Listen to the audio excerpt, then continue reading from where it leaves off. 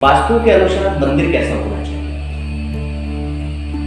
क्योंकि मंदिर एक वो आस्था का केंद्र बिंदु है जहां आप किसी भी शुभ कार्य के लिए जब जाते हो या कोई भी किसी भी प्रकार की जब आप ऊर्जा की कमी महसूस करते हो तो उस मंदिर के समक्ष अपने मस्तिष्क को नवाते हो और कहीं न कहीं आपको वहां से प्रेरणा मिलती है कि आप कुछ अच्छा करें। तो मंदिर की स्थिति वास्तु के अनुसार बिल्कुल ठीक होनी चाहिए, क्योंकि अगर आपके घर के अंदर मंदिर की स्थिति ठीक नहीं है अर्थात ऊर्जा चक्र आपके घर के अंदर का बिगड़ जाएगा, और जब आपके घर के अंदर का ऊर्जा चक्र बिगड़ जाएगा तो कहीं न कहीं उस घर में रहने वाले सभी परिजनों को किसी न किसी रूप में परेशानी का सामना करना पड़ेगा, चाहे वो स्वास्थ्य हो, आर्थिक स्थिति हो, नौकरी हो, व्यापार हो, कुछ भी हो सकता है। तो अपने घर के मंदिर की वास्तु की स्थिति बिल्कुल ठीक प्रकार से देखिए प्रारंभ करते हैं। सबसे पहले तो शादी हुई इस चीज को विशेष तौर पर याद रखिए कि ईशान कोण जो है वास्तु में वो देव स्थान कहा जाता है, और ईशान कोण का मतलब है कि आपके घर की जो दिशा है उसके पूर्व और उत्तर के मध्य की जो स्थिति है वो ईशान कोण के नाम से जानी जाती है, और वो देव स्थित भी है। हालांकि उत्तर की दिशा कुबेर स्थान के नाम से भी जानी जाती है। ये सभी दिशाएं किस किस नाम से जानी जाती है मैंने अपनी पिछली वीडियो में आप लोगों को बताया है। तो ईशान कोण में अगर मंदिर आपके घर का स्थित हो तो सबसे अच्छी बात है। सबसे सुंदर बात तो ये है कि आपके घर की मंदिर की दिशा जो है वो ईशान में हो, और आप जब पूजा कर रहे हो तो आपका मुख जो हो वो या तो उत्तर की तरफ हो और या पूर्व। ये सबसे अच्छी स्थिति होती है जब आप पूजा कर रहे हो तो आपका मुख पूर्व की तरफ, सबसे अच्छी। ईशान कोण में मंदिर होने के अलावा जब घर में आप मंदिर बना रहे हैं या अगर घर में आपको कंस्ट्रक्टेड जब घर बना था तो पत्थर का मंदिर न बनाकर लकड़ी का भी मंदिर कई लोग स्थापित कर देते हैं या लगा देते हैं। तो एक चीज याद रखिए कि मंदिर के ऊपर पिरामिड आकार आकृति अगर बनी हुई हो पिरामिड के आकार की तो बहुत शुभ होता है, क्योंकि पिरामिड ऊर्जा पिरामिड की स्थिति ऐसी होती है वो ऊर्जा को संचित करने का एक बहुत बड़ा केंद्र बिंदु बन जाता है। तो कोशिश यही करनी चाहिए कि घर का मंदिर सामान्य पटिया या लकड़ी का बना रहे बिल्कुल प्लेन पट्टा नहीं हो, बल्कि उसके ऊपर एक पिरामिड की आकृति होनी चाहिए। ठीक है, तो ये तो आपकी मंदिर की बनावट की बात है। दूसरी बात यह है कि देखिए मंदिर में आप कभी भी किसी भी देवी देवता की एक से ज्यादा प्रतिमा न रखें, एक से ज्यादा मूर्तियां न रखें। एक ही देवता की एक मूर्तियां रखें।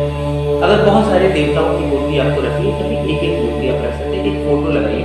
और अगर मूर्ति रखनी है, सामान्यतः घर के मंदिर में फोटो अगर हम लगाएं तो ज्यादा अच्छा है, लेकिन अगर मूर्ति ही रखनी है तो फिर मूर्ति ज्यादा बड़ी नहीं होनी चाहिए। मूर्ति की स्थिति आपके पंजे से ज्यादा पंजे के बराबर होनी चाहिए। ऐसे पंजे को फैला लीजिए, इतनी बड़ी मूर्ति सामान्यतः आप अपने घर में रख सकते हैं। इससे ज्यादा बड़ी मूर्ति जो है वो वास्तु के अनुसार ठीक नहीं होती है। और एक और सबसे महत्वपूर्ण बात याद रखिएगा, तो घर के अंदर प्राण प्रतिष्ठित प्रतिमा स्थापित नहीं, घर के मंदिर में प्राण प्रतिष्ठित प्रतिमा स्थापित नहीं होनी चाहिए। ठीक है, वो भी ठीक नहीं। दूसरा, बड़ा शिवलिंग भी घर के अंदर स्थापित नहीं होना चाहिए, छोटा शिवलिंग नहीं होना चाहिए। अगर है तो सामान्यतः शिवलिंग तो घर में शिवलिंग स्थापित नहीं करना चाहिए। शिवलिंग मंदिर में ही हो, बाहर ही हो, ज्यादा अच्छा है। घर के अंदर बहुत छोटा सा शिवलिंग होना चाहिए। इसके अलावा मंदिर में खंडित मूर्तियां या फटे हुए कैलेंडर या पुराने कैलेंडर न उनको परिवर्तित कर दें। सामान्यतः हम दिवाली धनतेरस के दिन परिवर्तित कर देते हैं, तो ये अवश्य कर देना चाहिए। सामान्यतः लक्ष्मी गणेश जी की मूर्तियां और भी अगर मूर्तियां हैं, और अगर किसी थोड़ा सा भी खंडित हो गई है, थोड़ा सा भी का मतलब सपोज दैट कि भगवान गणेश की हल्का सा सूंड पे कोई स्क्रैच कट गया है या दांत एक हल्का सा निकल गया है, तो आप उसको मेंटेन करने की कोशिश करें, परिवर्तित करें और उस पुरानी मूर्ति को किसी जेल वगैरह में प्रोवाइड कर दें। अगर वो मूर्ति मिट्टी की है, उसमें केमिकल नहीं है, शीशा वगैरह न जड़ा हुआ, तो इस चीज का याद रखें, तो केमिकल है, शीशा वगैरह से युक्त है, तो उस प्रतिमा को आप जेल में प्रोवाइड न करें, वो भी अच्छा नहीं होगा, चलिए जी। ठीक है, तो आप उसको वहां से हटाएं। दूसरा बात, अपने मंदिर के अंदर जूता, चप्पल, झाड़ू ये नहीं रखना चाहिए। एक विशेष बात याद रखिए, मंदिर के अंदर माचिस भी नहीं रखना चाहिए।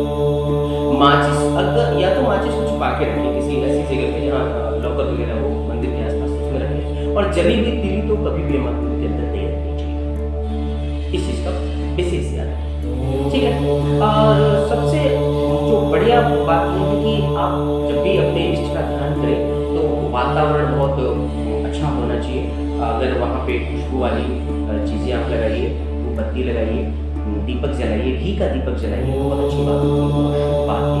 और शंख ज़रूर रखिए, और शंख में नित्य अगर एक चांदी का टुकड़ा डाल करके और जल भर के अगर आप पूजा करते हैं तो आपके घर में समृद्धि और ऐश्वर्य की प्राप्ति होगी और लक्ष्मी आपके घर में विराजमान रहेगी।